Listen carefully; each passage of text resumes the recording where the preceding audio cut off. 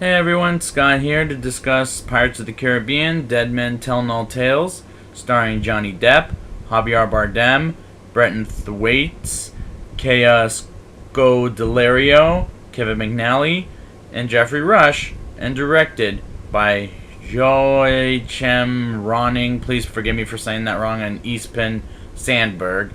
Now, before I get into this review, I have to confess three different things. One, at the beginning of the introduction, I said there would be spoilers. Here, I mean it, because whatever you do, if you don't want this to be spoiled, go watch the movie, and then come back to this review after you see the film. Second, I didn't know at first that Brenton Thwaites' character was the son of Orlando Bloom and Keira Knightley until Disney California Adventure, when I was there about a month ago and saw the footage at that area. And that was like almost a month ago. And third, I saw this movie twice. One in IMAX 3D, where it was about like maybe 60 or maybe 70 people in the theater. And the second time I saw it was like almost 80 to maybe 90 people in the theater. So, and again, this was early in the morning show for like an 11:30 in the morning show when I saw it the second time. And how did I think of this movie? Well, that's for the show to decide, so let's get into it. We open with something to a water god named Poseidon.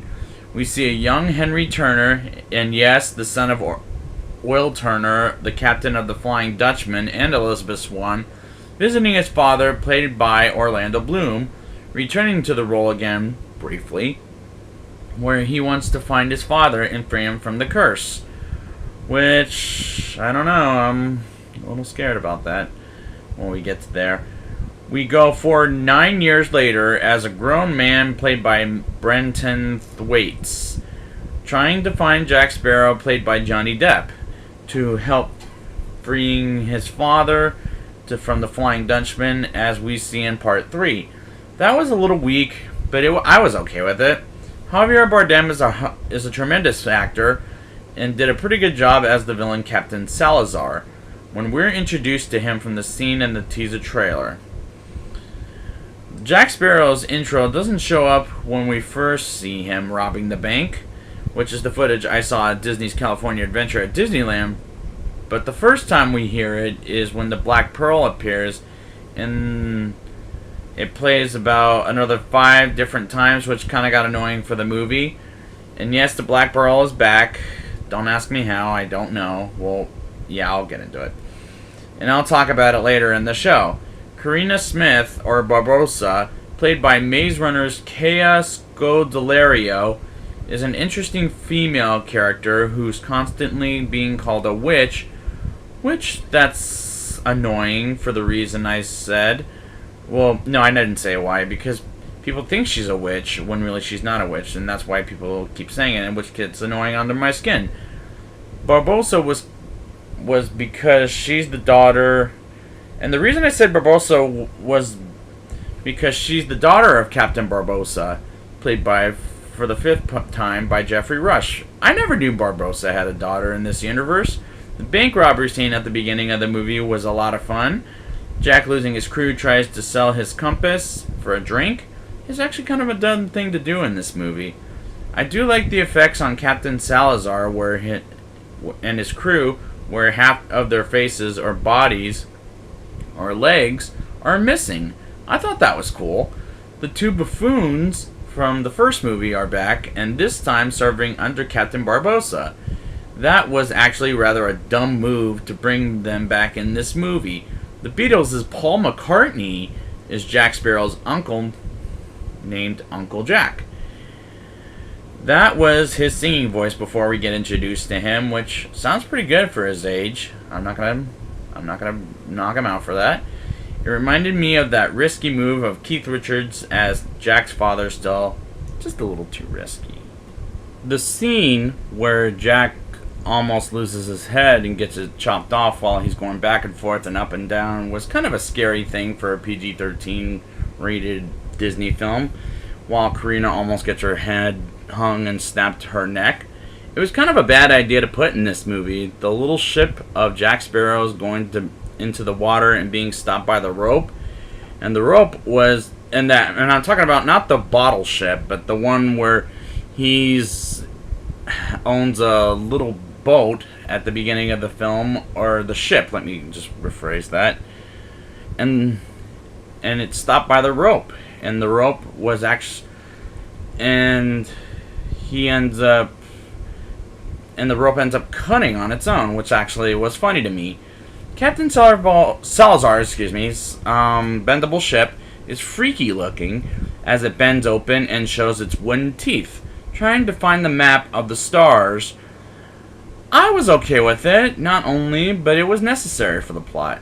Captain Salazar's wanted revenge from Jack Sparrow because Jack threw Salazar's ship into the rocks after he kills off all the pirates in a flashback, when we see Jack as a younger man and says, "Surrender and I'll let you live." My question is, did we need a narration, and shouldn't it be the opening scene for the movie? I wouldn't suspect that. I would have suspected that based on the trailers.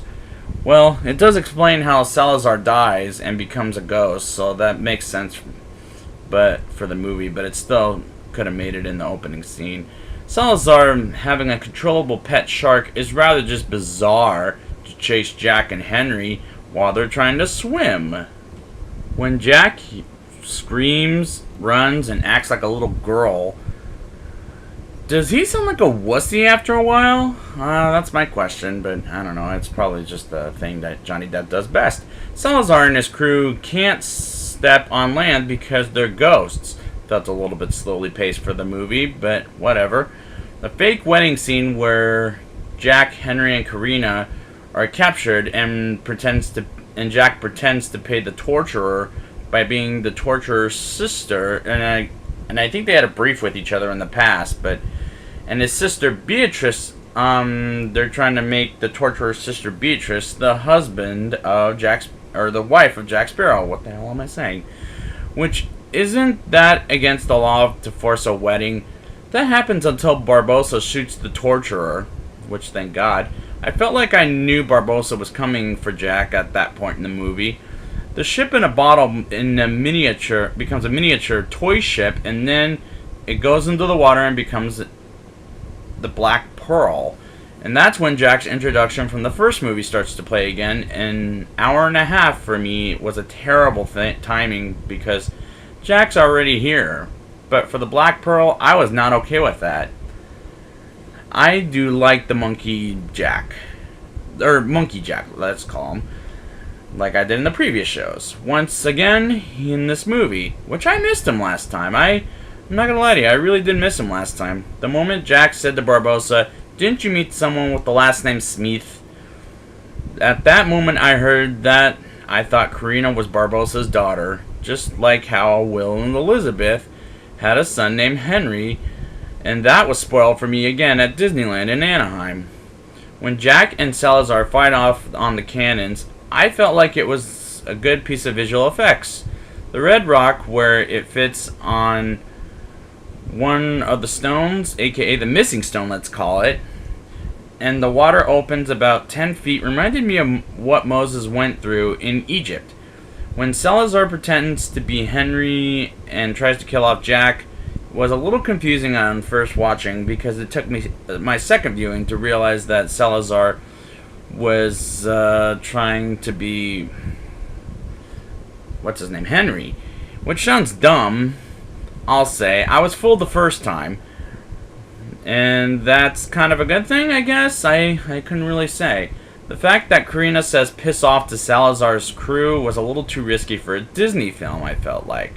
The look on Salazar's face when he thought he lived it was actually kind of a good but bad moment, because we see Javier Bardem's face.